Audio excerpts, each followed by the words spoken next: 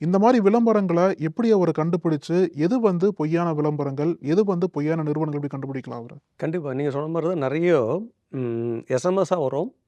இப்போலாம் WhatsApp advance ஆயிடுச்சு.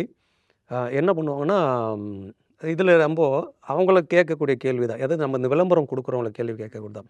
அவங்க என்ன சொல்லுவாங்க, "நாங்க குடுக்குற நிறுவனத்தோட பங்கு அன்று என்ன லெவலுக்கு ஏறும், நீங்க எவ்வளோ லாபத்தோட வெளிய வரலாம்." இது ஒரு சித்தமான பணம் சம்பாதிக்கிறதுக்கு ஒண்ணு. அதாவது அவங்க அந்த டிப்ஸா குடுக்குறதுக்கு ஒரு காசு கேட்பாங்க நம்மகிட்ட இருந்து.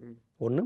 2வது இதில என்ன ஏங்குறாங்கன்னா, இப்படி நீங்க இதில முதலீடு பண்ணா உங்களுக்கு அது பங்கு சந்தையில தான். இதில முதலீடு பண்ணா உங்களுக்கு எவ்வளோ லாபம் கிடைக்கும் மாதம் 10%, 15%, 20% நாங்க பண்ணி குடுக்குறோம். ம். அப்படின்னு சொல்லிட்டு நெறைய ஆ இந்த போலி கும்பல்கள் உண்டு. அந்த போலி கும்பல் தான் சொல்லுவேன். ஏன்னா செபியோட ரூல்ஸ் விதிப்புரை பார்த்தீங்கன்னா, பங்கு சந்தை சார்ந்து இயங்கக்கூடிய எந்த செயலாவதும், நீங்க மியூச்சுவல் ஃபண்டுக்குள்ளேயே ஆகட்டும், இல்ல பங்கு சந்தை ஆகட்டும், இல்ல ஃபாரெக்ஸ் ஆகட்டும், எதுவுமே இவ்வளோ நீங்க ஒரு 1,00,000 குடுத்தீங்கன்னா, மாதம் மாதம் நான் உனக்கு 10% ரூ. 10,000 குடுப்பேன்னு சொல்லவே கூடாது. ரூ.